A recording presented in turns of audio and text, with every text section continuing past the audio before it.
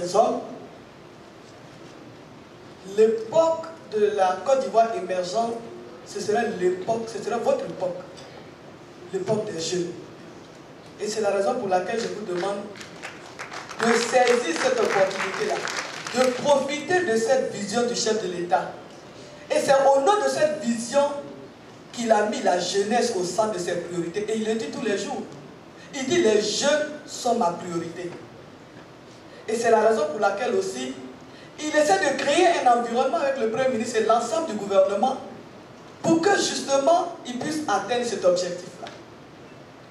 Déjà, il y a un certain nombre de dispositions qui ont été prises. D'abord, au niveau de la loi rendant l'école obligatoire. Oui, c'est parce que le président de la République veut donner la chance à tous les enfants d'avoir un socle commun, comme on le dit, de connaissances, de compétences, de culture, d'avoir un niveau minimum pour pouvoir se réaliser. Ça, c'est à travers cette loi-là. Ensuite, on a fait de l'alphabétisation une cause nationale. Pourquoi? Parce que nous avons un fort taux d'analphabétisme en Côte d'Ivoire. Vous avez encore parmi de... Souvent, on parle du chômage des jeunes. Mais on ne dit jamais que la majorité des jeunes, je m'excuse du terme, ne sont pas alphabétisés. Ils sont analphabètes. Or, vous savez que nous sommes dans un monde aujourd'hui où vraiment l'analphabétisme n'a pas sa place. Et c'est la raison pour laquelle l'opportunité est donnée aux jeunes, c'est vrai, aux moins jeunes aussi, mais surtout aux jeunes qui n'ont pas eu la chance d'être alphabétisés, d'avoir de la formation. Et les cours d'alphabétisation se donnent partout, pas seulement dans les centres classiques. Aujourd'hui, nous donnons des cours d'alphabétisation justement aux artisans, dans les gares routières, dans comment on appelle, les salons de coiffure, dans les ateliers, et même dans les prisons, nous donnons des cours d'alphabétisation. Nous donnons des cours d'alphabétisation dans les marchés, en faveur des hommes et surtout des femmes qui sont dans ce marché-là. Mais aussi, il y a la formation. Il faut que les jeunes fassent de la formation une priorité. C'est vrai, il y a des jeunes qui se disent, oui, moi j'ai ma licence en anglais, moi j'ai fait l'anglais, et ça me suffit. Oui, tu as ta licence en anglais, tu as peut-être passé le concours pour entrer à l'école normale supérieure, ça n'a pas marché, mais tu peux bénéficier d'une autre formation pour avoir un emploi, ou bien pour s'auto-employer soi-même. Ça, c'est possible. Et c'est la raison pour laquelle aussi, vraiment, la priorité est donnée à la formation. Et il s'agit de la formation des jeunes.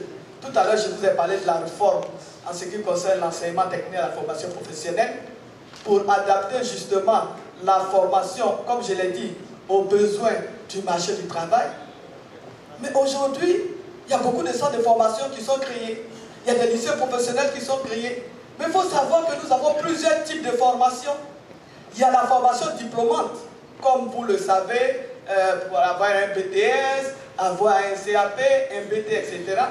Mais vous avez aussi et surtout la formation qualifiante. Vous avez la formation par apprentissage. Il y a tellement de types de formation. Et il y a beaucoup de structures qui dispensent la formation aux jeunes. Vous avez l'AGFOP et d'autres, pour ne pas les citer toutes. Donc toutes ces opportunités sont données aux jeunes pour avoir une formation, pour pouvoir vraiment se réaliser, pour pouvoir s'épanouir. Et tout à l'heure, quelqu'un a parlé de l'entrepreneuriat à l'école.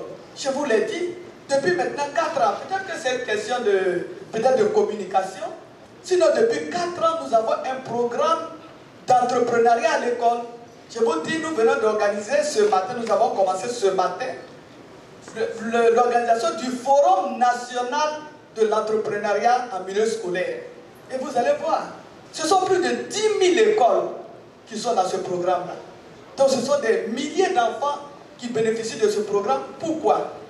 Parce que nous voulons justement donner cet esprit entrepreneurial aux jeunes Ivoiriens. Pourquoi est-ce que nous avons autour de nous, surtout dans les pays anglophones, moins de chômage des jeunes que dans nos pays, surtout les pays francophones, surtout la Côte d'Ivoire. Mais parce que là-bas, dès le bas âge, depuis le primaire, justement, ils apprennent, il faut des micros. Mais allez voir un peu ce qui se passe au lycée classique, pardon, au lycée technique. Allez voir ce que ces enfants-là réalisent dans le numérique, dans le secteur agricole, vraiment dans différents secteurs, dans le secteur de la culture, etc. etc. Mais ils sont ingénieux, ces jeunes-là. Ils ont des talents. Donc nous essayons de les encadrer par les enseignants, par aussi des spécialistes qui viennent de d'autres ministères, ceux qui font la pisciculture, ceux qui font l'agriculture, ceux qui font la culture hors sol, ceux qui font la fabrication de savon, ceux qui sont dans l'industriel plus poussé, etc., etc. Donc tout ça pour que les jeunes Ivoiriens soient entrepreneurs. C'est ce que nous attendons des jeunes. Donc, le président de la République, le Premier ministre et le gouvernement essaient de créer un environnement avec les établissements, comme j'ai dit, avec les centres de formation, avec des structures de formation, avec des programmes de formation qui peuvent s'adapter à la situation des jeunes, puisque, comme je l'ai dit, il y en a qui peuvent s'inscrire dans des lycées professionnels, mais il y en a qui n'ont pas ce temps-là, qui sont déjà dans leur atelier, mais qui ont besoin de formation. Il faut que les jeunes s'intéressent à la formation. Nous sommes aujourd'hui dans un monde de formation. Si vous n'êtes pas formé, vous ne pouvez pas avoir un emploi décent. Si vous n'êtes pas formé, vous ne pourrez même pas bien gérer vous-même votre propre entreprise. Donc il faut mettre la formation au cœur de vos priorités. Et c'est ce que nous attendons des jeunes. Quelqu'un a parlé de financement. Moi je suis d'accord avec vous. Hier, je sais pas, il y a des structures qui le font. Déjà, vous avez le FDFP qui finance justement la formation des jeunes qui sont dans les entreprises, peut-être des moins jeunes aussi. Vous avez d'autres organismes qui le font. Mais hier, j'ai échangé avec le Premier ministre. Il y a un pays que je ne citerai pas, qui effectivement a beaucoup travaillé au niveau des banques pour que les banques acceptent de financer les projets des jeunes. Mais mon époux est dans la salle, il a organisé un forum aux États-Unis, c'est pas pour lui faire de la publicité, mais au cours de ce forum-là, j'ai eu l'agréable surprise de rencontrer un Ivoirien qui est président du conseil d'administration d'une banque ici à Abidjan, mais qui finance les projets, même des entreprises qui viennent de se créer. Et il nous a fait le point.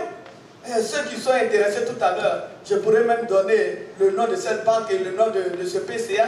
Il a dit nous sommes ouverts, nous finançons les projets des jeunes, des femmes, des nouveaux entrepreneurs, etc., etc. Et vous savez aussi que pour créer une entreprise aujourd'hui, c'est la chose la plus facile. En 24 heures, on crée une entreprise. Et tout le monde le sait, le CPC, avec le ministre Essis Emmanuel, qui est aujourd'hui secrétaire d'État. Donc, le gouvernement essaie de créer un environnement. Mais comme je l'ai dit, il faut que le jeune lui-même y croit. Il faut que le jeune lui-même ait l'ambition de vouloir faire quelque chose. Il faut que le jeune lui-même s'informe. Aujourd'hui, vous êtes sur les sites. Hein, j'ai entendu, moi je suis blogueur, moi je suis ceci, moi je suis cela. Oui, c'est votre temps, c'est votre époque. Vous êtes sur Internet et tout. Il faut vous informer. Il faut vous informer. Il y a le ministère de la Jeunesse et de l'Emploi de jeunes. Mais ils font des choses extraordinaires. Ils font des choses extraordinaires. Mais souvent, je pose la question, quand un jeune m'aborde avec son problème de travail, son problème d'emploi, la première question que je lui pose, mais est-ce que tu es déjà allé au ministère de l'Emploi des jeunes? Sur 10 jeunes, il y a au moins 5 qui me disent, je ne sais pas où c'est situé. Mais on crée un ministère pour vous. Un ministère pour vous, dédié aux jeunes, pour justement adresser vos questions, mais surtout le problème d'emploi des jeunes. Mais je pense que la priorité d'un jeune qui a un projet, ou alors qui veut faire quelque chose, mais ne serait-ce qu'aller prendre des conseils. Allez simplement prendre des conseils. Allez vous faire guider, etc., etc. Donc, je voudrais vraiment, nous sommes aujourd'hui dans la construction de l'Ivoirien nouveau. Nous, notre rôle en tant qu'éducateur, en tant que formateur, c'est de formater justement les jeunes à devenir cet Ivoirien nouveau, avec une nouvelle mentalité, cet Ivoirien entrepreneur, qui va être un entrepreneur demain, mais un Ivoirien qui ose, qui va vers, qui cherche, etc., etc. Mais pas un Ivoirien qui attend que tout lui arrive. Aujourd'hui, je l'ai dit, et je le répète, nous sommes dans un monde de compétition. Et quand vous regardez, il y a des jeunes, dès qu'ils finissent, au bout de même pas 6 mois, ils ont quelque chose. Mais il y a des jeunes qui sont là, et ils sont là, ça fait 3 ans, ils ont leur BTS, et quand ils vous voient, oui, madame le ministre, ça fait 3 ans que j'ai mon BTS, qu'est-ce que tu fais? Je ne fais rien, qu'est-ce que tu veux faire? Tout ce que je trouve. Non. Moi, quelqu'un qui me dit tout ce que je trouve, je dis non. Tu dois savoir ce que tu veux. C'est pour ça aujourd'hui, dès l'école primaire, dès la maternelle, le directeur de cabinet là, tous mes collaborateurs sont là, ils sont assis là. Dès l'école primaire, l'école maternelle déjà, nous donnons cette culture entrepreneuriale aux enfants. Vous allez dans les écoles primaires, vous voyez des bouts de choux comme ça. Celui-là va dire, moi je suis directeur. Je suis directeur. Lui là, il est chargé des finances, etc., etc. Donc on essaie aujourd'hui de changer la mentalité des jeunes pour que ces jeunes-là puissent entreprendre pour eux-mêmes, pour leur famille, pour la nation, mais vraiment que chaque jeune joue pleinement son rôle dans le développement de la Côte d'Ivoire, émergeant ce qui leur revient. Donc vraiment nous comptons sur les jeunes. Merci beaucoup madame le ministre de votre exposé.